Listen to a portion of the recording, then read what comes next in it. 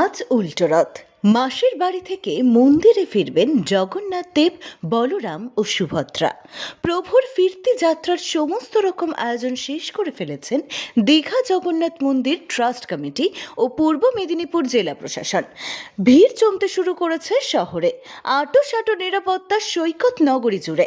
পর্যটকদের যাতে কোনো রকম সমস্যা না হয় তার জন্য স্বাস্থ্য দপ্তরের কর্মীরা সকাল থেকেই মোতায়েন থাকছে।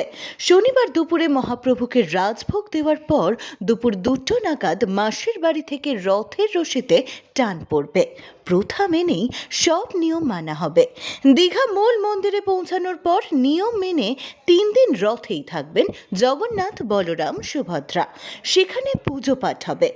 রথযাত্রার মতোই উল্টো রথেও সৈকত নগরে থাকছে আঁটোসাঁটো নিরাপত্তা ব্যবস্থা। এমনিতেই শনি ও রবিবার দীঘায় পর্যটকদের ভিড় জমে, তার ওপর উল্টো রথ শনিবার। ফলে রথযাত্রার থেকেও উল্টো রথে আরও বেশি ভিড় হতে পারে বলে অনুমান পুলিশের। ব্যুরো রিপোর্ট, এক্সপোজ বার্তা।